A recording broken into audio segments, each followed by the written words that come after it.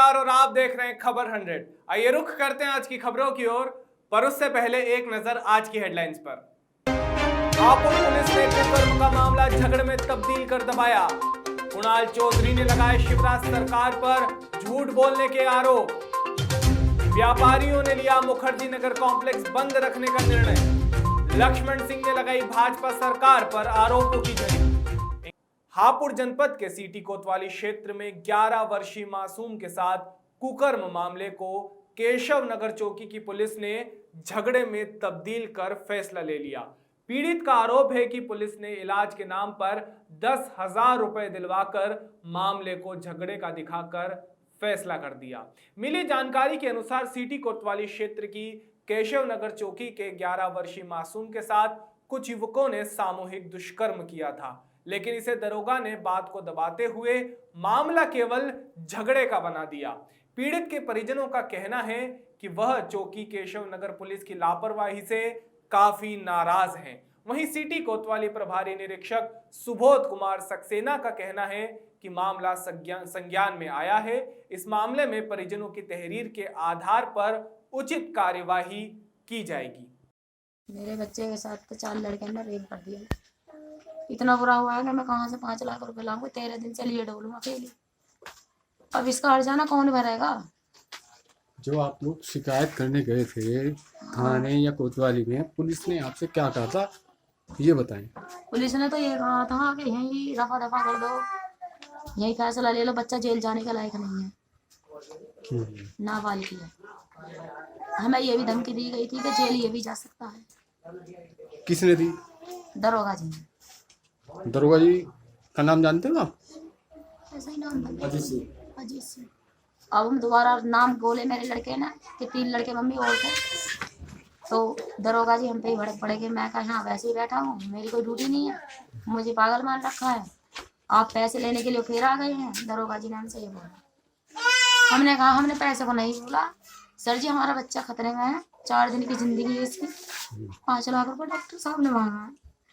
Sir जी मेरी तो इतनी मंडी है ना, मेरे बच्चे के साथ कौन इंसाफ देगा?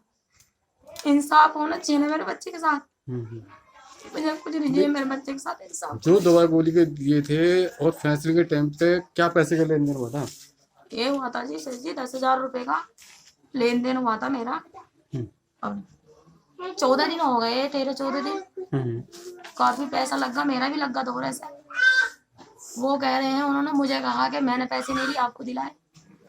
वो कसम भी खा के रोजी रोटी की। अब बताओ मैं इसका क्या कह सकती हूँ? तो आपको कैसे पता चला पैसे लिए हैं? ये गाय यही बता रहे थे जिनके लड़के ने पहले काम करा था, जिसके केवल रिपोर्ट लिखी थी हमने जिसकी। जी क्या नाम है उनका? उनके घर वालों का लड़के के? हाँ। उसकी मम्मी का नाम है पूनम। पूनम। तो पूनम ने क्या बताया आपको? पूनम ने बताया था कि हमसे उसकी चाची ने लड़के की ने कि 2500 रुपये हमसे लिए गए थे, और ज्यादा लिए गए हो तो उसकी मुझे नहीं पता। 2500 रुपये? 2500 रुपये किस चीज के लिए गए थे? नो उसके रफा दफा केस के नो तुम्हें ज्यादा दिवा दिए थे, लड़के का इलाज करवा दिए। तुम्हें कितने पैसे मिले? मुझे तो 10। हाँ। और उन्होंने टोटल कितने दिए? टोटल को तो दरोगा जी ने मैं भेज दी थी लड़के को लेकर कि आप जाओ, ये वहां पे रह गए थे। ये तो क्या ही घंटे बाद आए थे चौकी पैसे दरोगा के पास से। अब इस मामले में मैं क्या जानूँ? पिताजी के नाम? ज्ञानचंद।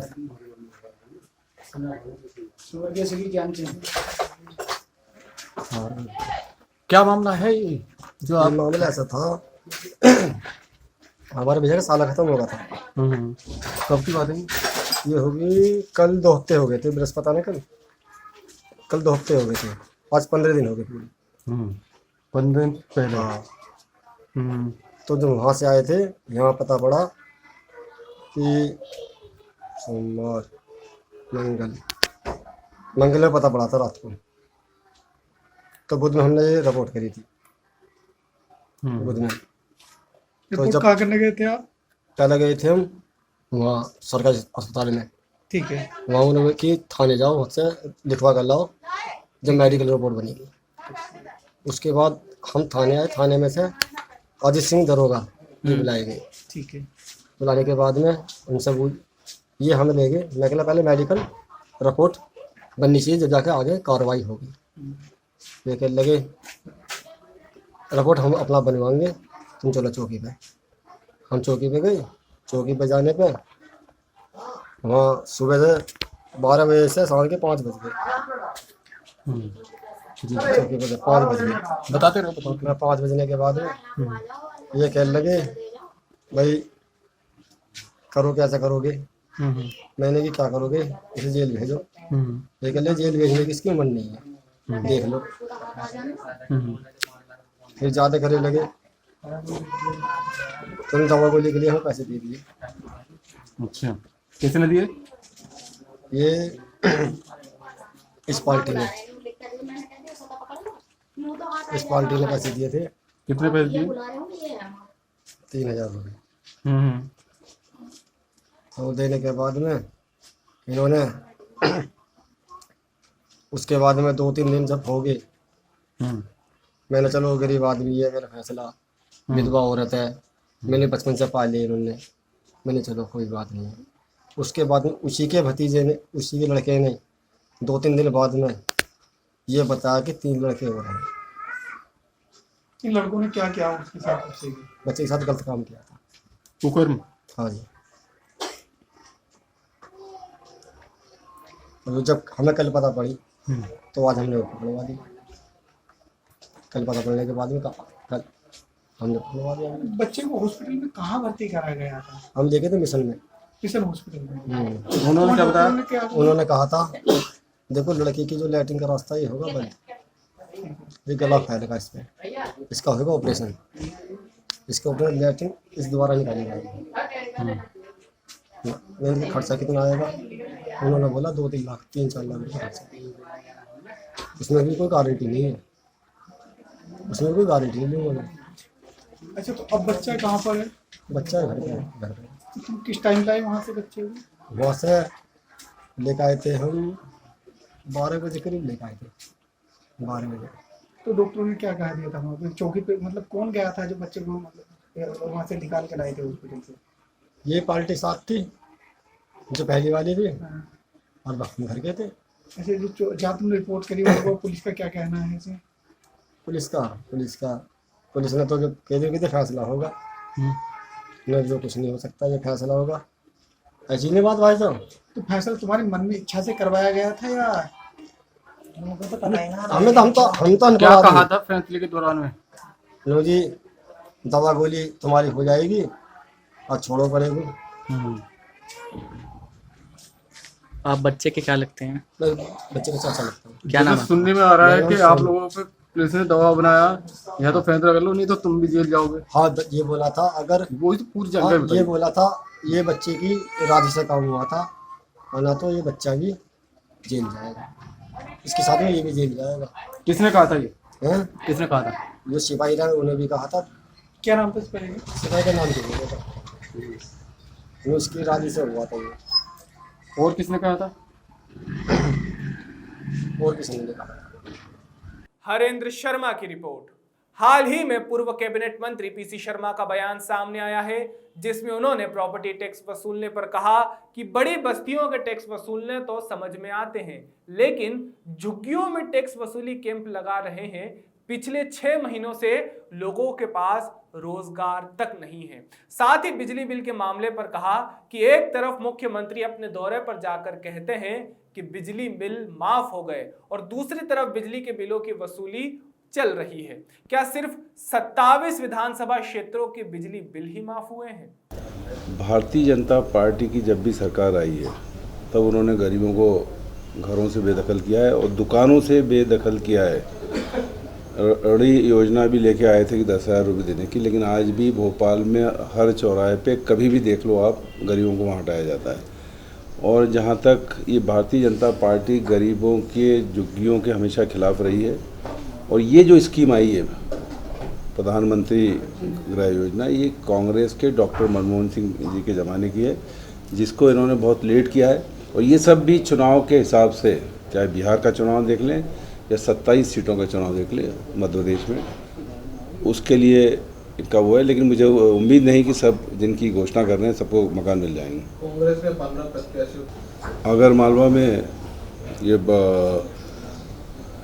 पूर्व विधायक जी की देहांत की वजह से चुनाव हो रहा है और पहले से ही कांग्रेस की वहाँ बहुत बड़ी तैयारी है और धर्मस से मंत्री होने के नाते वहाँ का जो एक बहुत बड़ा शिव मंदिर है उसमें 5 करोड़ रुपए हमने दिए थे और भी वहाँ पर बहुत से ऐसे दिए थे और बहुत काम कमलनाथ जी की सरकार में वहाँ पर हुए हैं और आज उनकी बहुत बड़ी सभा होगी और निश्चित तौर पर वानखेड़े जी जो हमारे NSY के अध्यक्ष हैं वो ये चुनाव जीतेंगे और ये शुरुआत है कमलनाथ जी के। वो कल शायद सावेर में है और 18 को उनका शो मेगा शो ग्वालियर में होगा। भोपाल से दीपक सिंह की रिपोर्ट। मध्य प्रदेश के CM शिवराज सिंह चौहान और प्रदेश बीजेपी के अध्यक्ष BD शर्मा के एक बड़ा झूठ PM नरेंद्र मोदी ने उजागर किया। ये आरोप मध्य प्रदेश युवा कांग्रेस अध्यक्ष और काला पीपल के कांग्रेस के विधायक कुणाल चौधरी ने लगाया। कुणाल चौधरी ने कहा कि CM शिवराज सिंह और प्रदेश अध्यक्ष BD शर्मा ने मध्य प्रदेश की जनता के विश्वास के साथ एक बहुत बड़ा गड़बड़ झोला घोटाला किया है। कुणाल चौधरी ने कहा कि प्रधानमंत्री आवास योजना के तहत प्रदेश में 2.5 लाख लोगों को घर मिलना था, उनमें से सिर्फ 1,75,000 लोगों को आवंटन हुआ है, लेकिन चीफ मिनिस्टर शिवराज सिंह चौहान और भारतीय जनता पार्टी से 2 लाख बता रही है। प्रधानमंत्री ने देश के अंदर जो मध्य प्रदेश की सरकार और मुख्यमंत्री द्वारा झूठ प्रचारित किया जा रहा था उसका पर्दाफाश करा है। लगातार PM आवास के अंदर जिस प्रकार से घोटाले मध्य प्रदेश में चल रहे हैं, लगभग 2.5 लाख पात्र लोगों में से सिर्फ 1,73,000 लोगों को दिए गए हैं और भारतीय जनता पार्टी और मुख्यमंत्री उसे 2 लाख प्रचारित करने में लगे हैं। यहाँ पे 75,000 करीब लगभग जिन लोगों को मिलना था, जो पात्र लोग थे, उनके साथ एक तो धोखा करा गया और साथ में इस प्रदेश की जनता को भ्रम में रखने के लिए, गरीबों को भ्रम में रखने के लिए झूठे आंकड़े पेश करे गए। ऐसे झूठे आंकड़े जिन्हें खुद प्रधानमंत्री ने अपने ट्वीट से नकार दिया है, ऐसे लोगों को झूठ की राजनीति करने के लिए इस्तीफा होना चाहिए। मुख्यमंत्री का इस्तीफा लिया जाना चाहिए कि गरीबों को छलने का काम नहीं करे, झूठे सब्जबाग दिखाने का काम नहीं करे और जो झूठ मन गलत आरोप लगा रहे थे। मुख्यमंत्री कमलनाथ जी चाहते थे 2.5 लाख मकान मिले और जो केंद्र सरकार उससे कम कर रही थी, आज इन्होंने कम मकान लेके मध्य प्रदेश के गरीब का हक छीना है और कहीं ना कहीं फिर एक कॉम्प्रोमाइज किया है। पर मध्य प्रदेश की जनता के साथ ऐसे मुख्यमंत्री को पद पे रहने का कोई अधिकार नहीं है। इनको इस्तीफा मुख्यमंत्री शिवराज जी को देना चाहिए। भोपाल से दीपक सिंह की रिपोर्ट। लक्ष्मण सिंह ने अपने बयान में सांसद नकुल नाथ और जयवर्धन सिंह को नसीहत दी है। नसीहत देते हुए उन्होंने कहा कि नई पीढ़ी वरिष्ठों से सीखे और वरिष्ठों का आदर करे, तभी आगे बढ़ पाएंगे, तभी वरिष्ठों का आशीर्वाद मिल पाएगा। कांग्रेस में सभी युवा हैं। इसके बाद लक्ष्मण सिंह ने भाजपा सरकार पर आरोपों की झड़ी लगा दी। आइए आपको भी सुनाते हैं कि लक्ष्मण सिंह ने क्या कहा।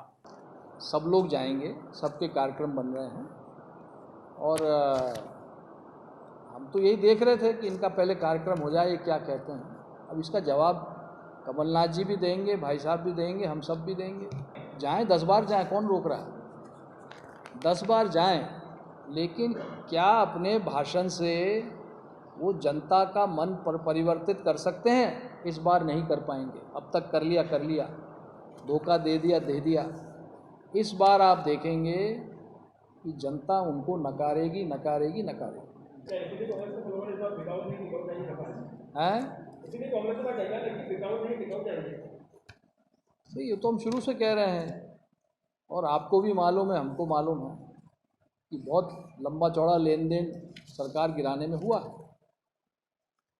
तो ये सारी बातें जनता जानती है। 169 दिन में 8,000 करोड़ रुपए का कर्ज ले चुकी है सरकार। क्या लग रहा है सर, क्या केवल ये घोषणाओं की पूर्ति के लिए हो रहा है या सरकार चलाने का आसान? देखिए, सरकारें कर्ज लेती हैं पर उसकी एक सीमा होती है।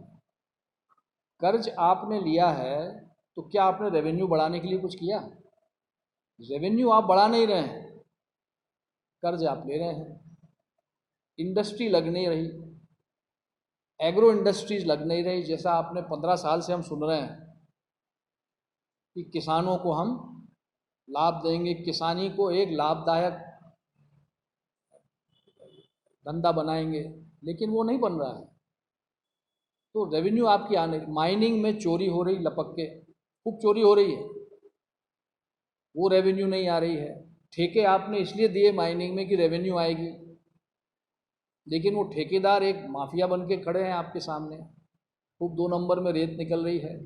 आज एक नर्मदा की रेत का एक डंपर 60,000 रुपये में बिक रहा है, जबकि वहाँ 4,000 रुपये में भरा जाता है। ये सारा पैसा किसकी जेब में जा रहा है? ठेकेदारों की जेब में जा रहा है। हम तो शुरू से कह रहे हैं कि पंचायतों को काम दो, रेत की खदान पंचायतों को दो। पंचायत रेवेन्यू देंगी, बिना रॉयल्टी के पंचायत नहीं देगी, किसी को भरने नहीं देंगे पंचायत में लोग, और सबको काम मिलेगा। ये जो आज करोड़ों रुपया मुट्ठी भर नेताओं के हाथ में इकट्ठा हो रहा है, जेबों में जा रहा है, ये पैसा पब्लिक में बटेगा, किसान में बटेगा, छोटे छोटे व्यापारियों में बटेगा। अपना ट्रैक्टर लगाएंगे, अपना कोई डंपर लेके आएगा, अपना रोजगार उसको मिलेगा, शिक्षित बेरोजगारों को काम मिलेगा। लेकिन ये नहीं हो रहा है। इसके खिलाफ क्यों नहीं कार्रवाई करते? शिवराज सिंह के गांव के पीछे से रेत निकलती है, उनके गांव में से रेत निकल रही है, क्या रॉयल्टी जमा हो रही है? कौन निकाल रहा है? सबको मालूम है।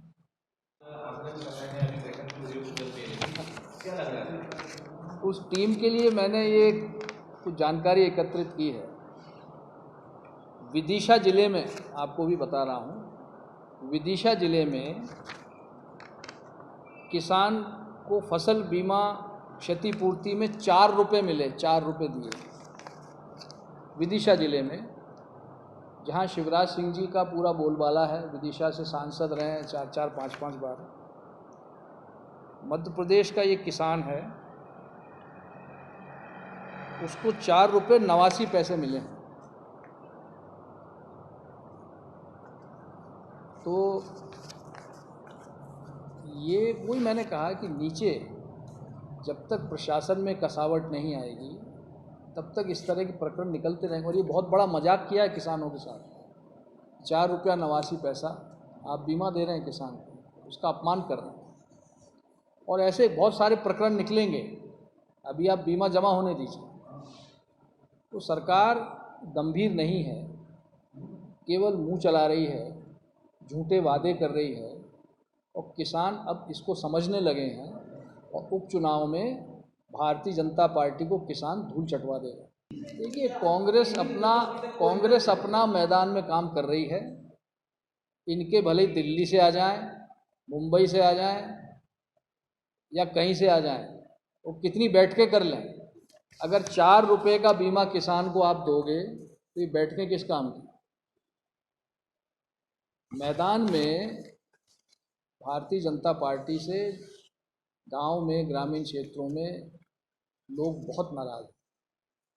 ये कितनी बैठक कर लें? अब ये बैठक में इनको ये फीडबैक कोई नहीं देगा, क्योंकि बैठक में तो इन्हीं की पार्टी के लोग हैं, बैठक में इन्हीं के अफसर हैं।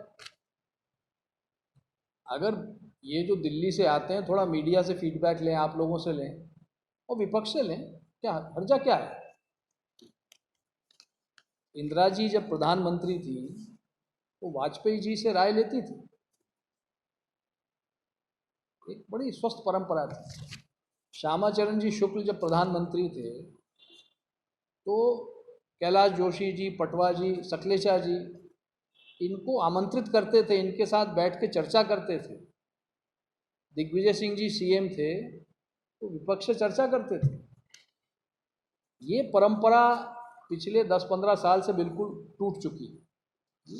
झूठ वो खुद बोलते हैं, बीजेपी वाले जो झूठ इतना पल पल में बोलते हैं। वो एक तो उनकी सबसे बड़ी प्रॉब्लम बीजेपी की क्या है कि वो बहुत झूठ बोलते हैं। तो वो खुद अपने आप को सुधारें, दूसरे पे आरोप लगाने का क्या मतलब? देवास में कोरोना के कहर को देखते हुए मुखर्जी नगर शॉपिंग कॉम्प्लेक्स के समस्त व्यापारियों ने निर्णय लिया है कि रविवार के दिन मुखर्जी नगर के शॉपिंग कॉम्प्लेक्स के समस्त व्यापारी अपना व्यवसाय बंद रखेंगे और घर से बाहर नहीं निकलेंगे। ये निर्णय सभी व्यापारियों ने मिलकर लिया है। हेमेंद्र सिंह यादव मेरा नाम है। मुखर्जी नगर शॉपिंग कॉम्प्लेक्स में मेरी किराना शॉप है और मैं अब सभी लोगों से अपील कर रहा हूँ और हमारे शॉपिंग कॉम्प्लेक्स मुखर्जी नगर के व्यापारी, इसके साथ ही कॉलोनी में और भी दुकानदारों से कि हफ्ते में एक दिन रविवार के दिन अपना कार्य बंद रखकर जो ये चेन चल रही है इसको तोड़ने की कोशिश करें। कोरोना क्योंकि भयावह रूप लेते जा रहा है और जैसा कि इंदौर के व्यापारियों ने, महू वगैरह दूसरी जगह के व्यापारियों ने भी रविवार बंद का वो रखा है और शाम को भी 6 बजे वहाँ 6 बजे तक के ही व्यापार कर रहे हैं। इसी प्रकार हम चाहते हैं कि हफ्ते में एक दिन का व्यापार यहाँ हम अपना रोक कर इस चेन को तोड़ने की कोशिश करें। क्या संदेश देना चाहेंगे आप? हम ये संदेश देना चाहते हैं कि जो ये सामाजिक रूप से ये फैलने लग गया है अब, उस पर लगाम लगे किसी प्रकार से। मेरी शॉपिंग कॉम्प्लेक्स में दुकान है और हमने सभी व्यापारियों ने ये निर्णय लिया है कि कोरोना के देखते हुए हम संडे के दिन सभी व्यापारी दुकान बंद रखेंगे और अपने घर में रहेंगे। और मतलब कोरोना बहुत ज़्यादा फैल रहा है, इसके कारण हमने सबने ये निर्णय लिया है और सभी लोग घर के अंदर रहेंगे और घर के बाहर ना निकलेंगे और निकलेंगे तो मास्क लगा के निकलेंगे। प्रिंस बैरागी की रिपोर्ट। अभी के लिए केवल इतना ही, लेकिन ताज़ा खबरों के लिए देखते रहिए खबर 100, जनता की बुलंद आवाज।